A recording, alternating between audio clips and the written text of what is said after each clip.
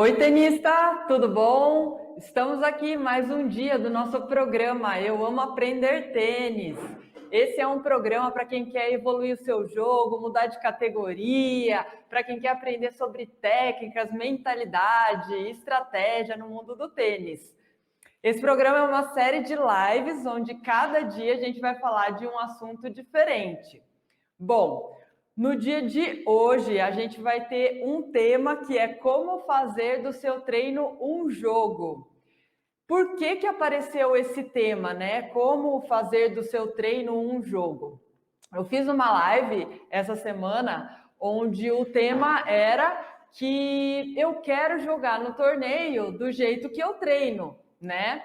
E aí apareceram algumas dúvidas ali no meio, a gente conversou bastante, apareceram vários comentários que foram muito legais e tudo a ver com o tema que a gente estava falando. Inclusive, me deu várias ideias de fazer outras lives com esses temas específicos, porque às vezes a gente responde uma pergunta de uma forma rápida, talvez fique uma solução meio rasa ali, né, sobre coisas que são super importantes, né, no desenvolvimento do tenista, e a gente não pode tratar de forma banal. Então é legal a gente conversar mais sobre algum determinado assunto que o tenista tem dúvidas, né? Então, por exemplo, apareceu dúvidas sobre confiança, concentração, que de repente a gente pode passar mais tempo. E aí a live se estendeu e o último comentário, a última ideia que eu queria fechar a live, não deu tempo, né? A gente teve 1 hora de live e aí não deu tempo de falar sobre o último assunto. E o último assunto, aí eu resolvi destinar para a live de hoje, tá? Que é como fazer do seu treino um jogo, né? Então, o que acontece? Eu vou contar uma história que aconteceu comigo, com um amigo meu, na época da faculdade. Então, foi assim, ó, eu entrei na faculdade lá em Campinas, e no meu primeiro ano da faculdade tinha um amigo meu que já estava fazendo lá, né, educação física, né, porque eu sempre gostei e tal, já estava no mundo do tênis aí, já tinha decidido ir para essa área. E aí, nessa de carona e tal, a gente sempre conversava, né, sobre educação física, sobre os esportes, sobre os treinos. E aí, numa dessas caronas aí, eu falei com o Ciro. O Ciro, hoje ele é membro do Comitê Paralímpico Brasileiro, tá? Ele dá aula em pós-graduação na Unifesp, na área de educação física. Então, assim, vamos respeitar as ideias dele, né? E foi isso que aconteceu na época, a gente estava trocando ideia, ele já era mais velho, já tinha estudado um pouco mais do que eu, né? Eu estava no primeiro ano ainda, ele estava no terceiro. E aí a gente conversando, ele falou: hoje em dia já se chega num consenso que os treinamentos têm que se aproximar o mais possível do jogo.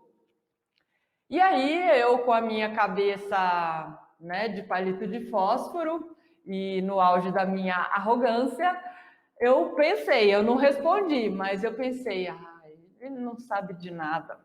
Ele não conhece o tênis, ele não sabe como é que é o tênis.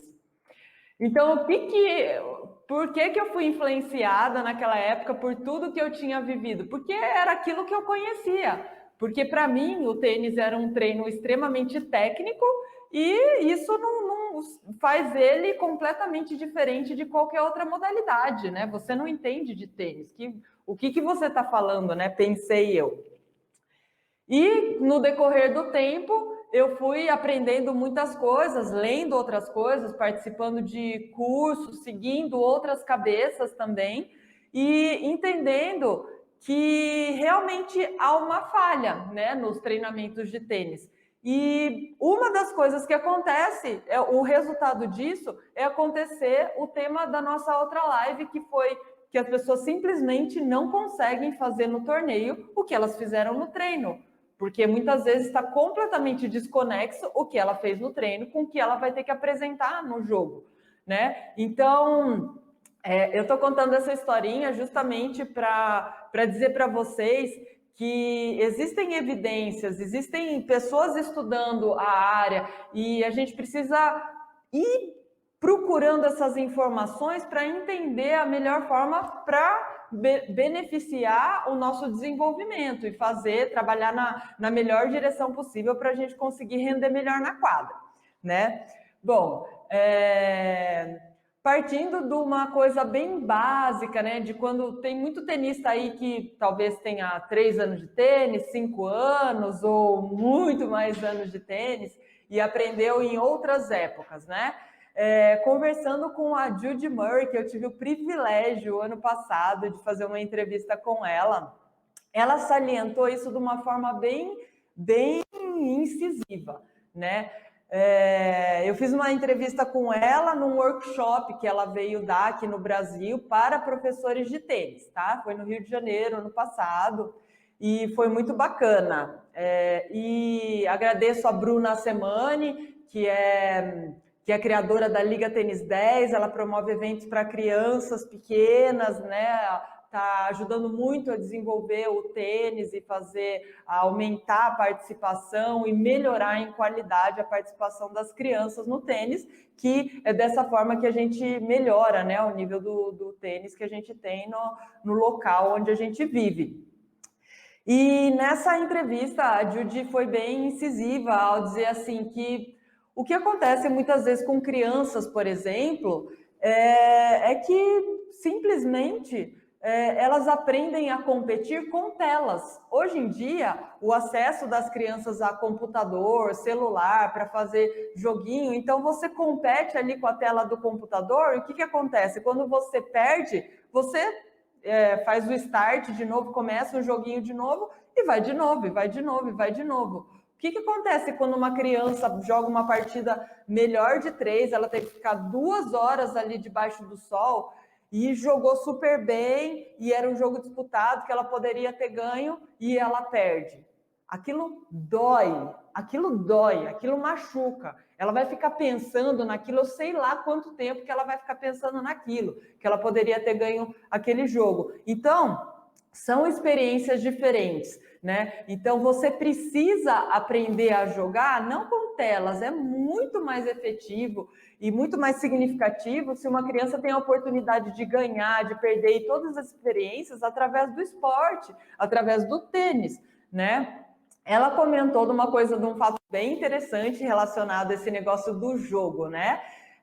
Bom, a Judy Murray a família dela é meio famosa, né? Ela tem 2 filhos que já foram primeiros do mundo, né? O Andy Murray e o Jamie Murray, né? Um de simples e o outro de duplas. Então, eu acho que ela tem uma boa experiência com tênis. E ela comenta que quando eles eram pequenos, né? Eram crianças, algo em torno assim de uns 7, 9 anos de idade, eles tiveram que participar no clube de um campeonato lá que eram com homens a partir de 30 anos de idade, né? Até uma observação, às vezes a gente preserva tanto as nossas crianças, né? Ai, não vamos deixar ele jogar com um adulto, porque um adulto é injusto, né? E os filhos dela meteram a cara, foram jogar por equipe lá e jogavam dupla e tal, e tiveram que enfrentar, né, esses senhores, né? Ela falou que enfrentou até senhores que tinham 60 anos de idade. E quando a gente coloca um adulto com uma criança nessa faixa etária, a gente sabe a diferença de experiência, né? A cabeça é completamente diferente, né? O domínio mental que um adulto pode exercer numa criança é muito forte. A criança ainda é muito inocente, né, de experiências. E em se tratando de um jogo, isso é muito evidente, né? Então, não são só as habilidades técnicas, né? É claro que existem crianças fenomenais que jogam muito bem, mas fica meio que fácil para um adulto enrolar, né? Uma criança. E eles tiveram que se meter a jogar no meio, e ela falou que essa foi uma experiência maravilhosa, porque ótimo que os filhos dela tiveram que se virar com aquela bola torta, slice, a bola que eles não conseguiam prever como é que vinha a bola, e tudo isso fez parte da bagagem dos filhos dela. Então, ela ressalta muito a questão do jogar, porque as crianças precisam aprender a jogar. E isso é para ser tenista, né? Para ser tenista, você precisa aprender a jogar. E então o que acontece com as formas da gente treinar, muitas vezes estão completamente distantes da forma que a gente joga. Então, por isso, por isso que uma das causas de você jogar mal ali quando está no torneio, provavelmente isso esteja bem separado, tá? Bom, uma coisa bem legal dentro dessa ideia que eu gosto e é uma coisa que eu fui mudando também minha cabeça no decorrer do tempo, que às vezes você fala assim, eu preciso treinar e jogar com pessoas que são do meu nível, ou eu vou jogar com pessoas que são mais fortes que eu para eu melhorar.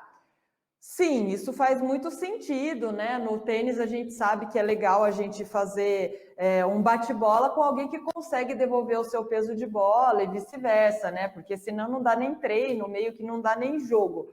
Mas é legal a gente diversificar também, porque todo tipo de experiência é válido.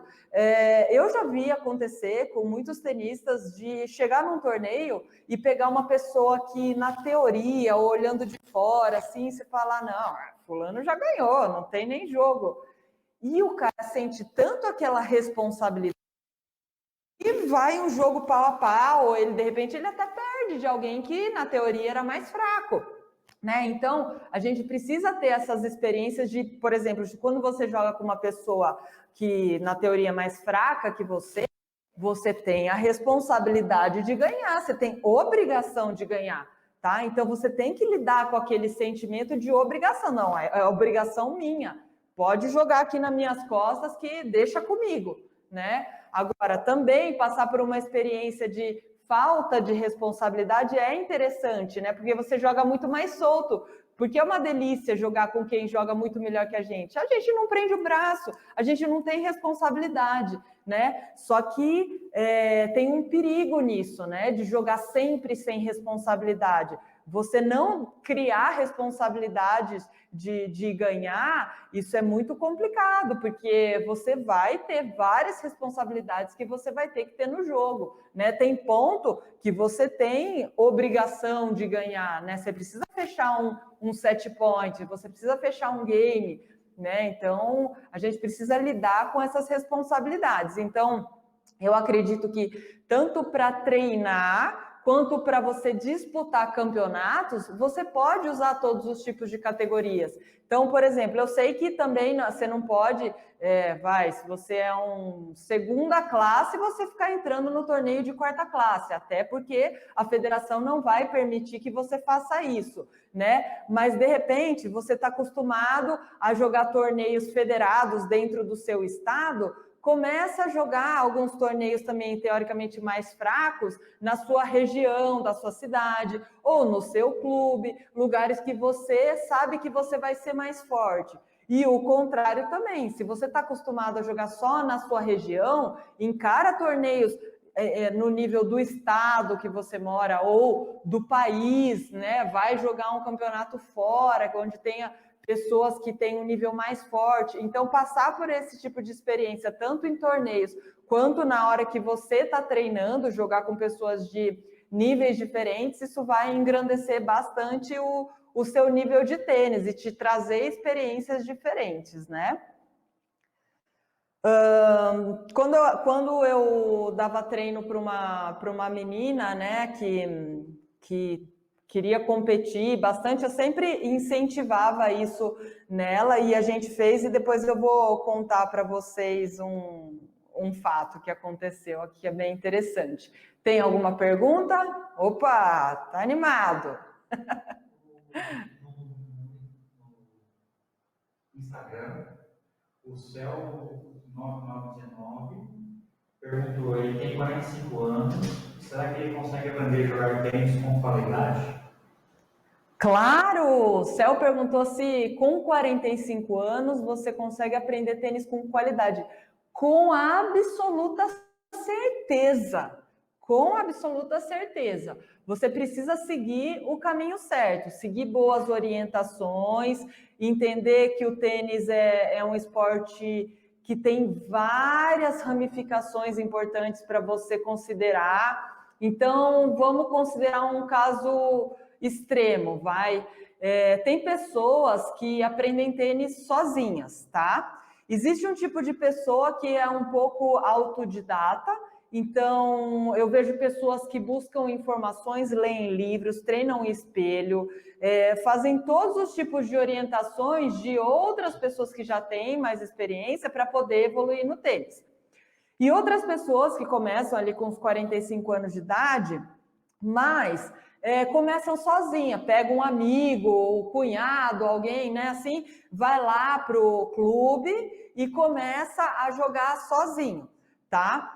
E conseguem jogar, porque eu conheço vários ex-jogadores de futebol, por exemplo, que eles são extremamente habilidosos na leitura da bola, na leitura da jogada, né? Tem a coordenação motora muito boa, tem essa malícia de jogo muito boa, né? Que faz ele ser um bom jogador.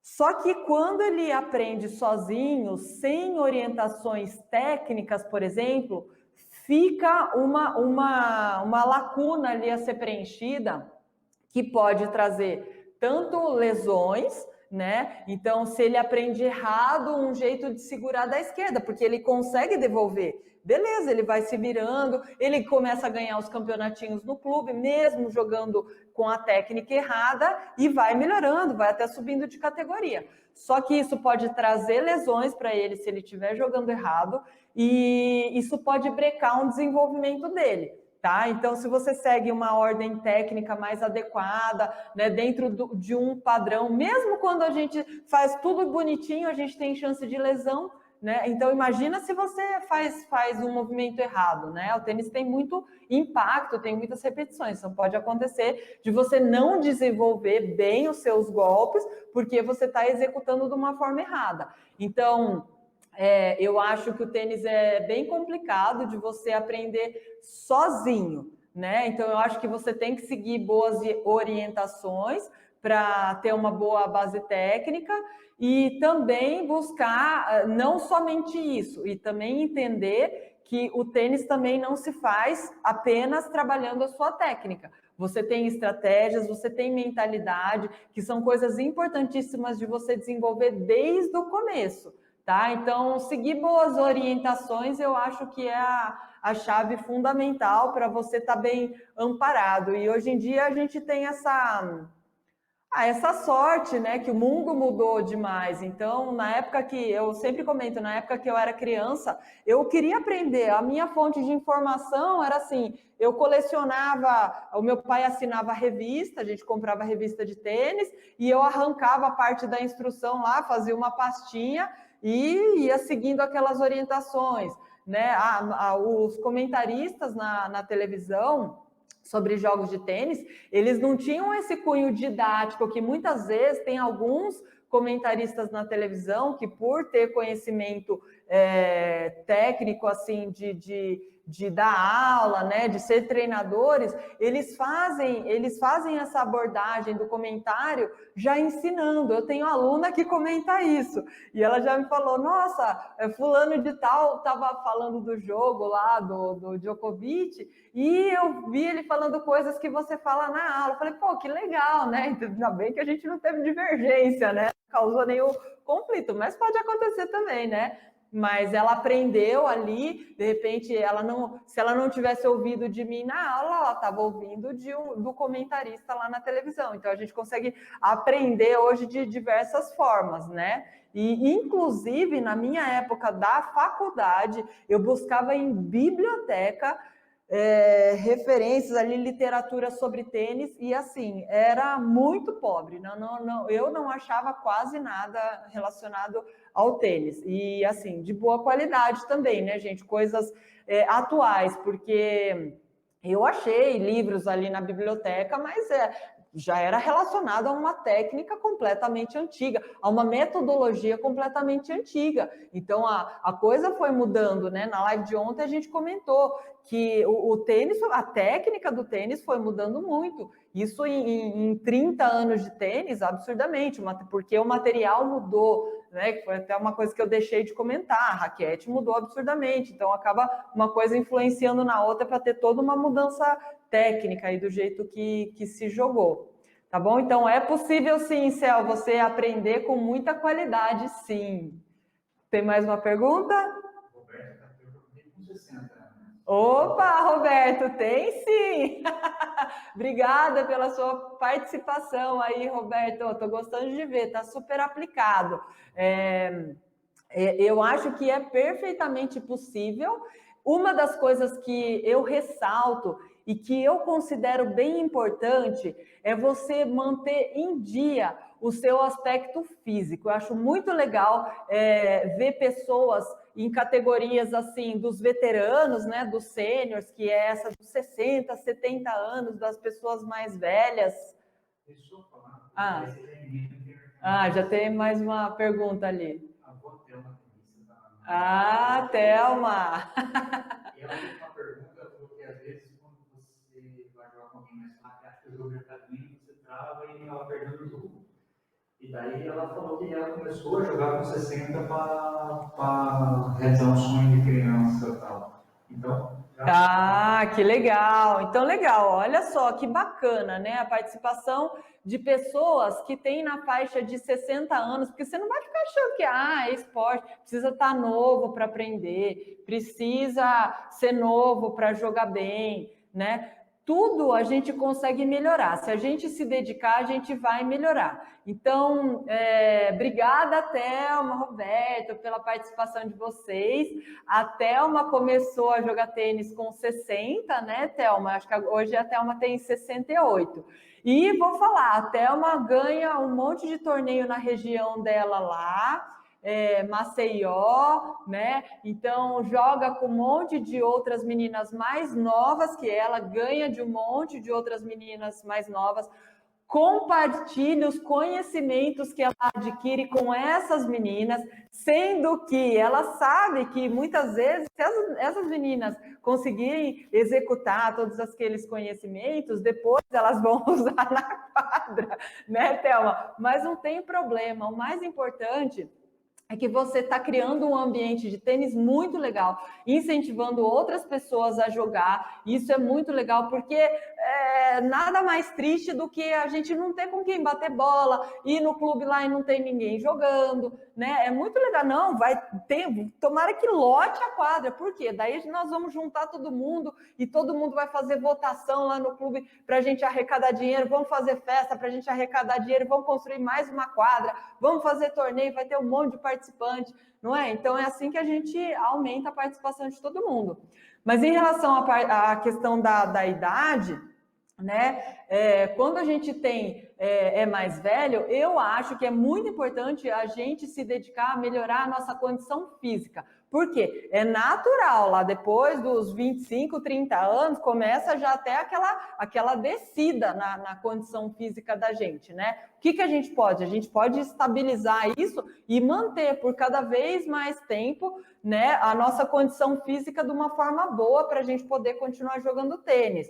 Tem tudo a ver com a flexibilidade, resistência cardiovascular, a musculatura. A gente vai perdendo massa muscular no decorrer do tempo. E para a gente praticar bem o esporte, para ter força, para ter gás, a gente precisa ter massa muscular. Então, assim, eu incentivo bastante as pessoas a fazerem treinamento físico, porque isso vai ajudar muito vocês como tenistas, tá? E é possível, sim, aprender a parte técnica. Isso eu acho que só depende de vontade, tá? De você se dedicar, de você prestar atenção e acreditar que isso é possível. Tudo isso em conjunto com um profissional que vai te orientar, vai te dar conselhos, né? Saber realmente a importância de partir de um treino para o outro, né? Então, eu acho que é possível sim jogar bem, continuem firmes.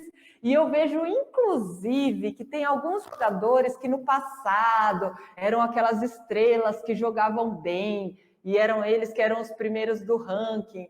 E em um determinado momento, ali chega nos 40, nos 50, nos 60, e eles se deparam com um tenista que não começou desde criança, começou mais tarde, mais velho, né?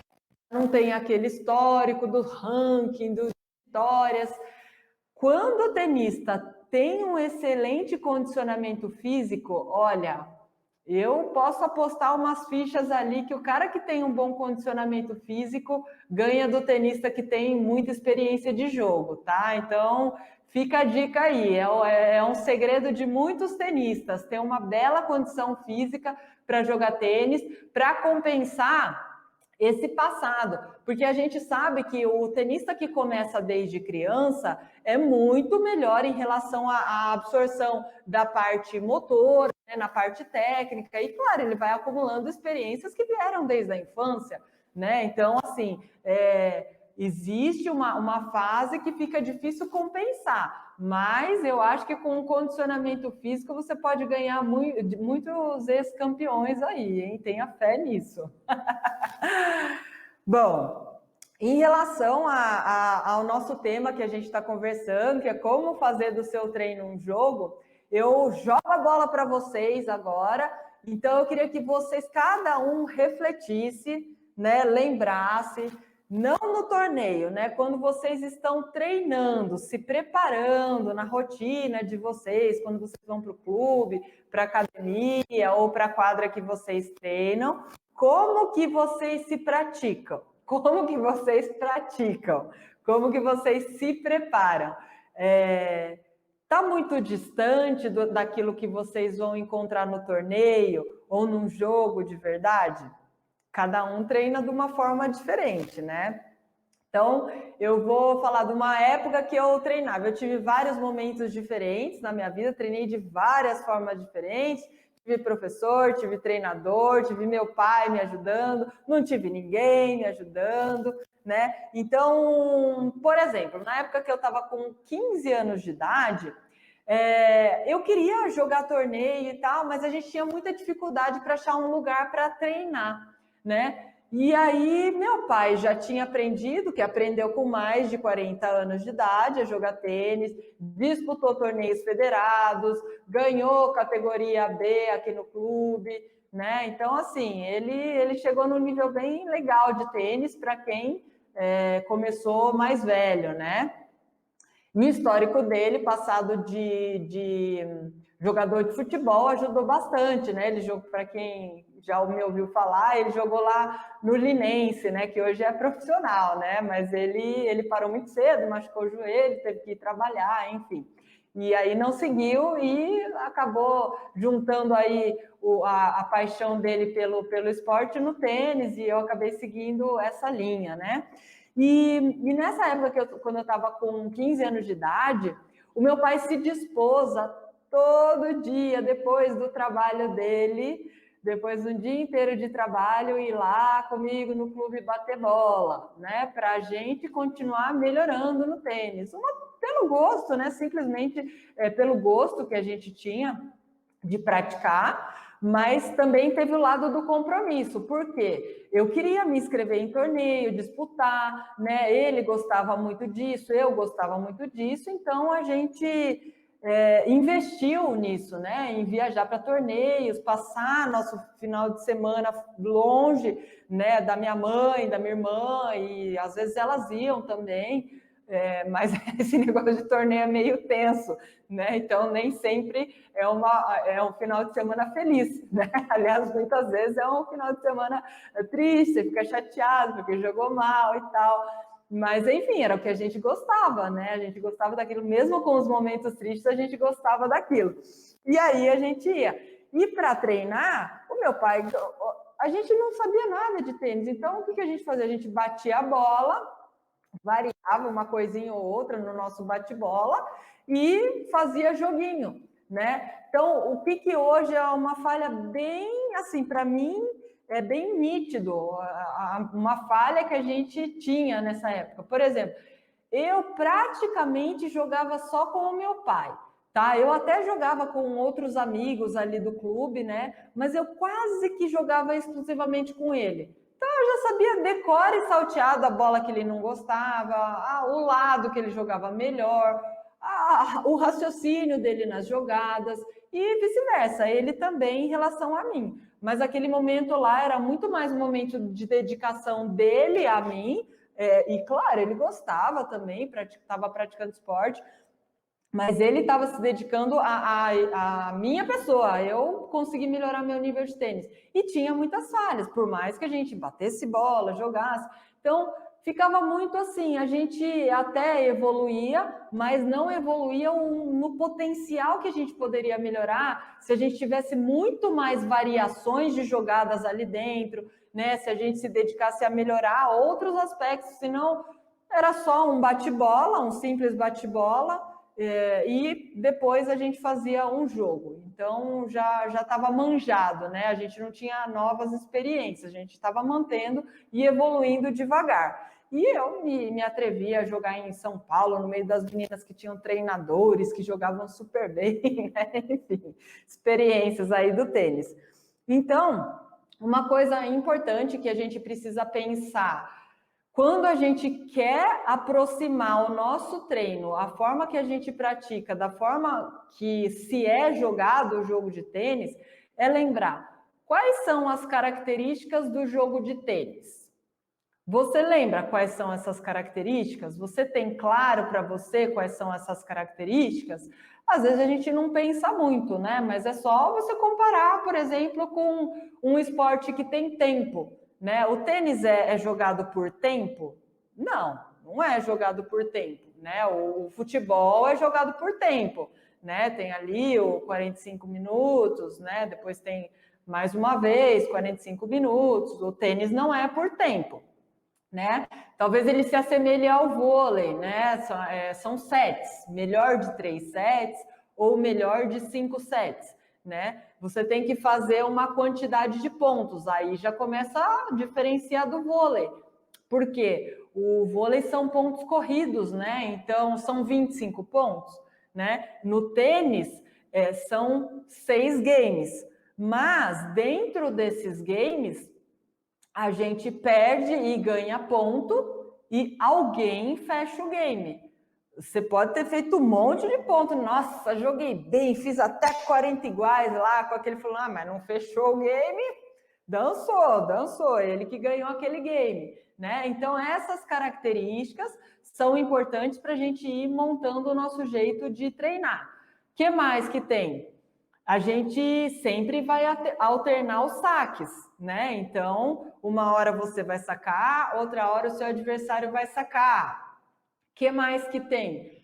Os pontos geralmente são muito intensos, eles são mais curtos, mas são muito intensos. Então, isso dá uma característica anaeróbica para os pontos, para a maioria dos pontos, né? E mais do que isso, é anaeróbico alático, né? Que é sem a produção de ácido lático, né? Então, são pontos bem curtos, né? Para quem gosta de fisiologia, aí estuda essa área, então são características. Então, não é aquela maratona que você tem que correr 42 quilômetros no mesmo ritmo, né? Mesmo ritmo mais ou menos, mas aquele ritmo constante.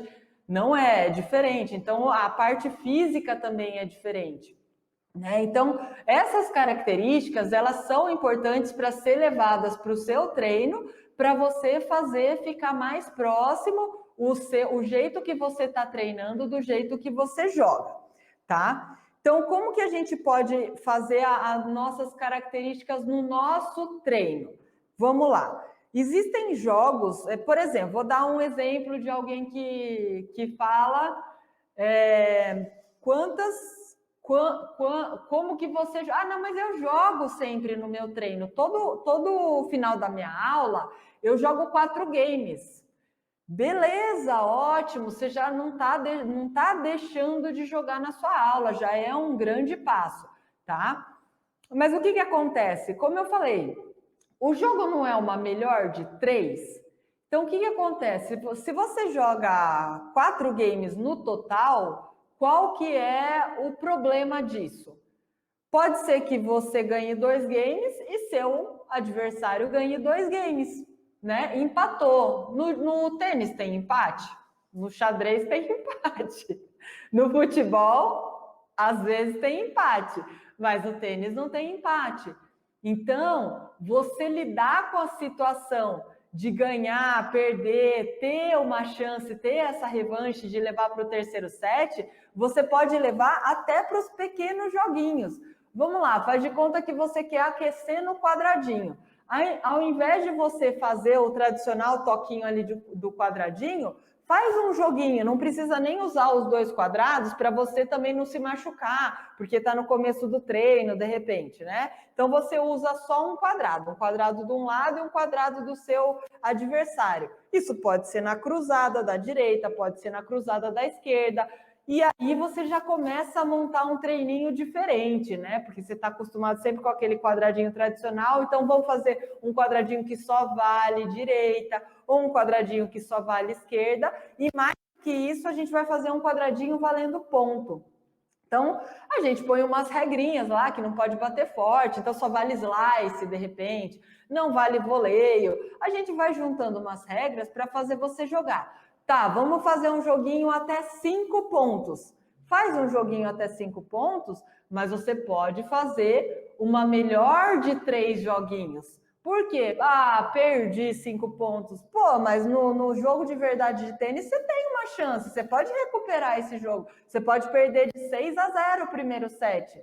Se você tem naquela cabeça, ah, perdi de 6-0, já acabou. Não, não acabou não. Tem mais um set. Você teve o primeiro set inteiro para estudar o seu adversário, para testar coisas que você pode usar no seu jogo. E o segundo set é um recomeço. Então, não é porque você perdeu o primeiro set de 6-0 que você acabou suas chances no jogo. Não, vamos lá para o segundo set, vamos mudar, fazer um plano B, fazer uma jogada diferente, arriscar um pouco mais, tentar se animar, mudar nossa cabeça. Então, esse recomeçar do tênis, ele é super importante.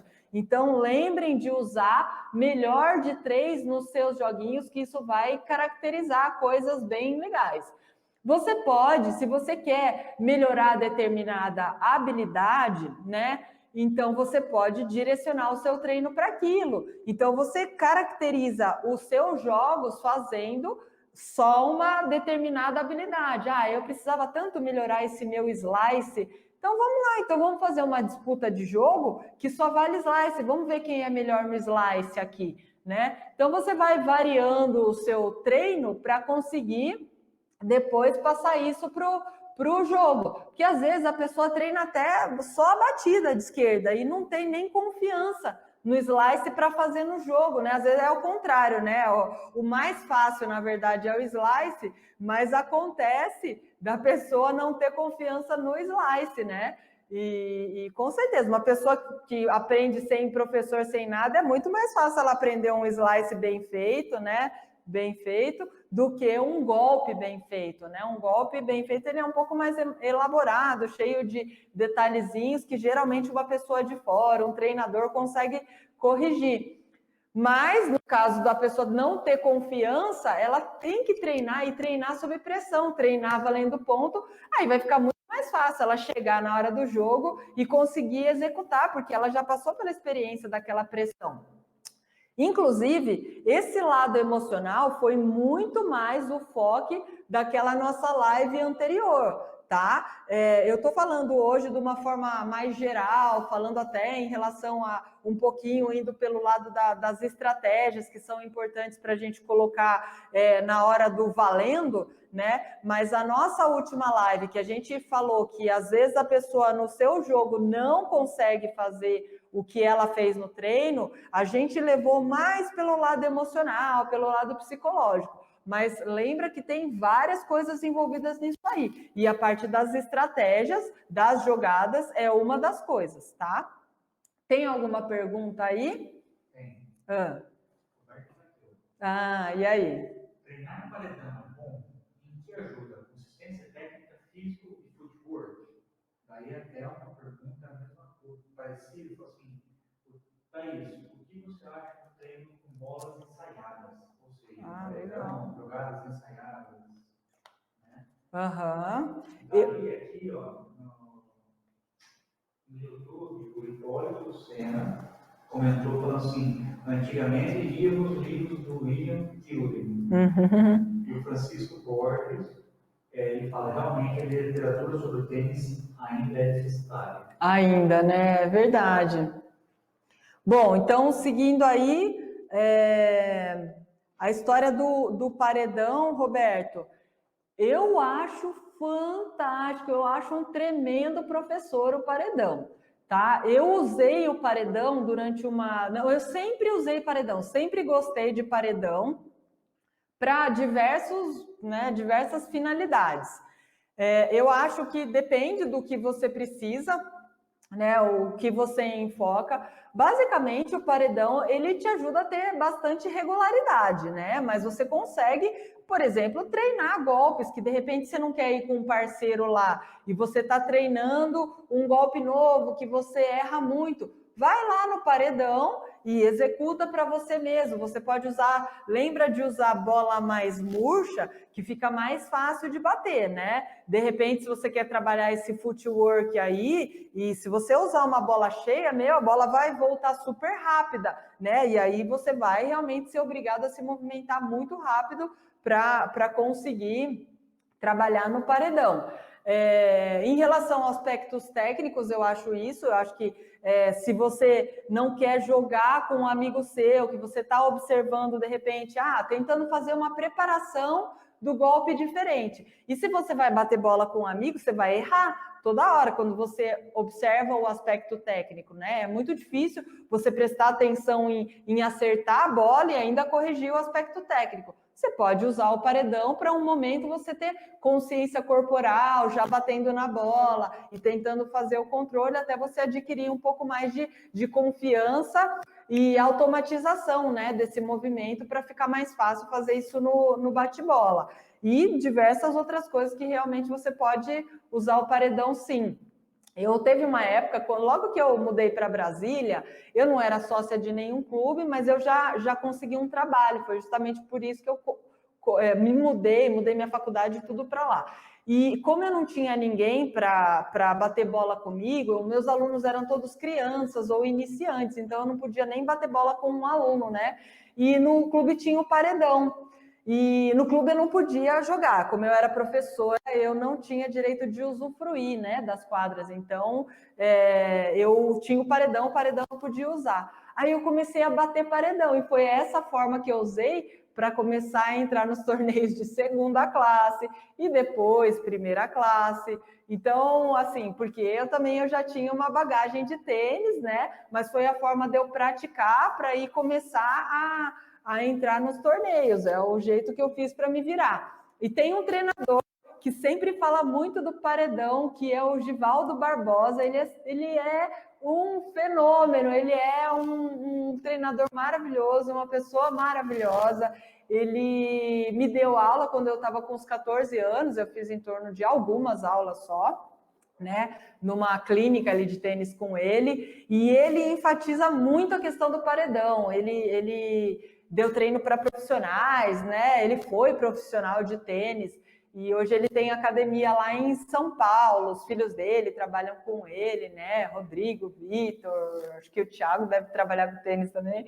Mas assim, ele é uma pessoa que fala muito do paredão, que ele treinou muito no paredão, e essas pessoas que vieram do trabalho com tênis, né, pegavam bola e tal, e não tinham chance de jogar no clube, né? Sobrava para eles o paredãozinho, jogar com a mão, né? Coisas que hoje a gente fica resgatando nas aulas, incentivando nossos alunos a fazer, porque melhora muito a percepção, a coordenação. Esses meninos jogavam com palma da mão, jogavam com um pedacinho de madeira, porque não tinham raquete, jogavam só no paredão, né? Treinavam só catando bola, jogar a bola e receber.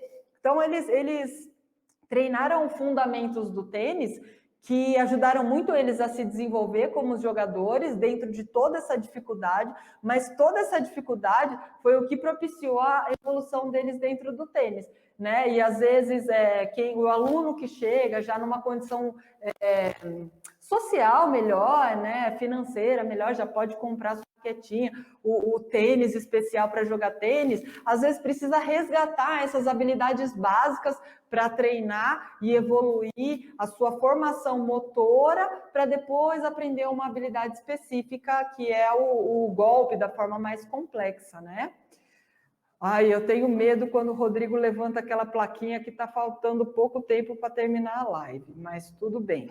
Vamos lá, falar da Thelma, perguntou sobre as jogadas ensaiadas. Eu acho muito interessante treinar as jogadas ensaiadas sim, Thelma. Por exemplo, você treinar com bolas fechadas, né, que são bolas lançadas ali pelo professor, faltam 15 minutos, tá bom, temos muito tempo ainda. Um saque aberto e a primeira você encaixa no lado oposto, né? A história do grande V, né? Você sacar aberto e fugir da esquerda e atacar lá o lado oposto, né? Então, sempre uma jogada ensaiada, ela pode fazer você... Olha o que ela vai evitar. Vai evitar que você tenha que tomar decisões na hora do jogo. Nossa, agora vai mais 15 minutos falando sobre isso. Não, eu vou tentar ser breve, mas é uma coisa muito importante, que não dá para ficar falando rápido, hein, gente? Mas eu vou tentar falar rápido. Na hora do jogo, a gente tem que tomar decisões, né? E não é fácil você, toda hora, toda bola, você ter que tomar decisões, porque tem coisas que não tem muita outra solução. Você precisa, a decisão correta, às vezes, é quase que uma só, tá? Então, nesses momentos, se você já tem programado lá na sua cabeça, não tem o que pensar, essa bola é na cruzada. Eu não vou fazer outra loucura que me passou pela cabeça agora, porque eu já sei que essa bola, quando eu estiver defendendo e eu estiver lá na ponta, é na cruzada. E mais do que na cruzada, vai ser um balão para dar tempo de eu voltar para a quadra. Outra jogada. A bola veio curtinha lá dentro do T e bem baixinha. Como que eu vou fazer essa subida à rede? Eu não vou nem pensar, eu vou fazer ela na paralela, baixa de novo com slice. Então, quando você já tem programado na sua cabeça algumas jogadas, que são essas jogadas ensaiadas, isso é muito bom, porque ajuda você a não ter que tomar decisões durante o jogo. Só que é aquela história, se você se torna um jogador muito previsível, é muito fácil jogar contra você, porque aí eu fico estudando lá, vendo as suas jogadas, assisto os seus jogos, toda vez que ele recebe aquela curtinha ali, ele faz a paralela, né? Então eu começo a mapear a sua cabeça ali e já sei que jogada você vai fazer. Então a gente conseguir surpreender o adversário e ter outras opções de jogada também é muito legal. Tá? Mas as jogadas ensaiadas são muito boas. E o Hipólito falou do Bill Tilden, né? Do livro, um livro bem das antigas aí. E hoje em dia o Jorge falou, né? Que hoje em dia ainda é deficiente a questão da literatura. Jorge, aliás, eu vou falar, eu acredito que a ITF Academy ainda está com o seu site aberto. Não sei se você dá aula de tênis. E você consegue acessar, fazer alguns cursos de forma gratuita, tá? Então, Federação Internacional de Tênis tem vários materiais ali que os professores podem acessar e os jogadores também, né? Que tem essa sede de informação, querem saber como é que funciona, acessa lá, porque está aberto, né, essa época de quarentena é uma coisa mundial, né? Não é só o Brasil que está passando por essa situação, infelizmente outros países estão passando por situação muito pior que a nossa, e então a Federação Internacional de Tênis deixou aberto ali para a gente acessar, então tem muito material, então de repente se você for lá, você consegue ter alguma coisa a mais aí que anteriormente era de forma paga. Então, aproveita essa época aí para acessar esses materiais e também fica a dica aí, se depois mesmo sendo a modalidade paga, com e-books, né? materiais, PDFs online, a internet propicia isso, a gente adquirir esse tipo de informação. Beleza, Jorge? Bom, para finalizar, eu vou comentar sobre alguns exemplos de jogos, né? Eu já falei algumas coisinhas que a gente pode usar no nosso treino, mas, por exemplo, vamos lá, existem jogos chamados jogos de só vale. Então, você no jogo, você fica com medo de bater sua esquerda e aí você sempre vai para o slice, né? Na hora que fala valendo, você treinou aquela sua esquerda com top spin, mas na hora que fala valendo, você só faz slice. Use no seu treino um joguinho, alguns pontos, pode colocar saque ou não, né? Pode ser alguns pontos, pode ser 15, 30, 40, mas você vai jogar valendo ponto, mas só vale bater esquerda top spin. É difícil jogar com a quadra toda, porque é difícil você cobrir uma quadra inteira só com a sua esquerda. Eu sei que talvez até com a direita seja mais fácil, né? Tem jogador que consegue, hein? Mas você pode usar, de repente, só meia quadra, né? Meia quadra. Quer acrescentar o corredor de dupla? Acrescenta para ficar um pouco maior? Não sei. Cada um se vira ali. Mas dá para você ganhar sua confiança, ganhar sua consistência, fazendo um joguinho que só vale esquerda com top spin, por exemplo. Que mais? Se você quer treinar a sua subida à rede, então você faz pontos, faz jogos da mesma forma. Você pode fazer pontinhos corridos, até 5, 7, ou fazer games, né, 15, 30, 40, pode inserir o saque ou não, mas o ponto só começa no approach.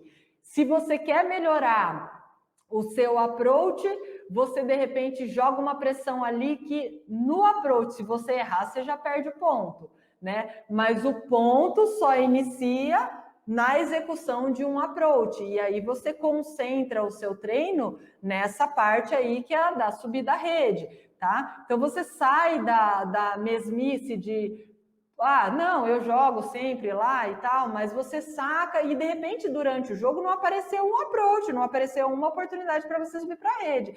Então você tem que forçar no seu treino aparecer os elementos que você quer treinar e quer melhorar.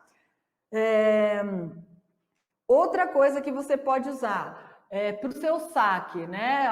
Eu tenho muita falta de confiança no meu segundo saque, né? Então quando eu chego no meu treino lá, meu segundo saque é muito ruim. Tem várias formas diferentes de você fazer isso. Mas, usando o jogo, o que é a situação de segundo saque?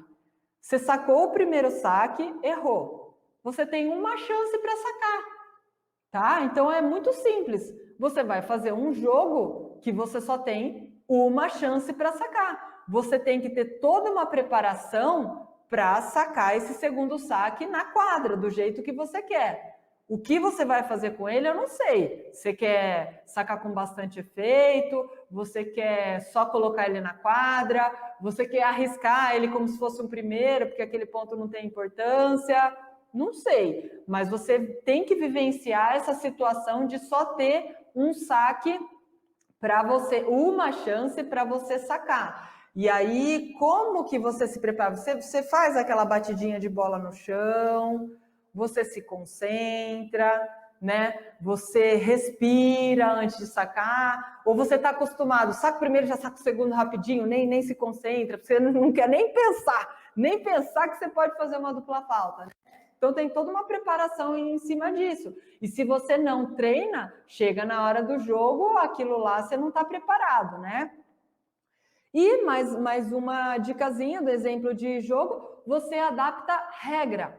Então eu vou contar daquela minha aluna que está treinando hoje nos Estados Unidos, né, fazendo faculdade com bolsa, e um dia eu queria fazer ela treinar no meio dos caras da medicina, que tinham um nível mais elevado, né? Digamos assim, era nível de primeira classe masculino, segunda classe masculino, e ela tinha um nível ali, um nível alto de feminino, com 14 anos de idade, né?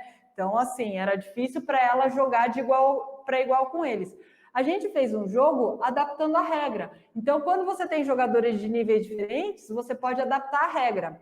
A gente fez um joguinho que, para eles só podiam ter direito de um saque e eles tinham que jogar na quadra de dupla, né? Então, eles tinham que jogar mais, né? Num espaço maior, isso dava um espaço maior para ela acertar a bola dela também. E tirava a pressão, porque os caras vão sacar 200 por hora nela. E tinha primeiro saque ali de 200 km por hora, tá? Então, se ela fosse jogar com o cara que sacava 200 km por hora, era igual ela jogar com a Serena Williams, né? Tô falando de uma menina, não tô falando da Coco Gauff, né? Que joga no meio lá da Serena, né? Tô falando de uma menina que tá jogando torneio estadual, né? Torneio brasileiro, né? Na categoria dela, de 14 anos. E aí ela jogou com esses meninos e jogou com todo mundo ali, rodou, fizemos vários jogos. E eu vou contar para você, eu não vou citar nomes, mas ela ganhou até de 6-0. Ela ganhou. Então eu consegui fazer uma adaptação da regra do jogo para fazer uma jogadora que tinha um nível inferior conseguir até ganhar, inverter o negócio, né? A ideia era que ficasse equilibrado, mas o negócio inverteu, ela conseguiu ganhar. Não sei, de repente na outra a gente mudaria a regra, tirava alguma coisa, enfim. Vocês conseguem fazer regras adaptadas para jogar com jogadores de níveis diferentes e mesmo assim ter um rendimento bom para... Aí a plaquinha de novo, gente. Para ter um rendimento bom para os dois, tá bom? Então, essas são as minhas dicas de hoje para vocês fazerem aproximar o jeito que vocês treinam para o jeito que vocês jogam. É óbvio que não é só isso, tem muita coisa. Eu sei que tem que treinar, corrigir o movimento, a empunhadura tem sim. Mas não esqueçam que aproximar o jeito que vocês treinam vai fazer vocês serem melhores jogadores. Então, tentem colocar isso no treino de vocês mais frequentemente do que talvez vocês coloquem, tá bom? Então, se tiver mais comentários, mais dúvidas, depois eu vou dar uma olhadinha ali nos comentários, vou deixar anotado e de repente a gente faz em outras lives aí, ou eu respondo pessoalmente ali para cada um, tá bom? Ou mandem e-mail se vocês quiserem. Bom, por essa semana fizemos as nossas lives todo dia. Super obrigada para quem esteve presente. Semana que vem tem mais na segunda-feira, hein? Espero vocês lá, tá bom? Obrigada, um ótimo final de semana para vocês. Descansem e muito obrigada pela semana. Tchau, tchau, gente.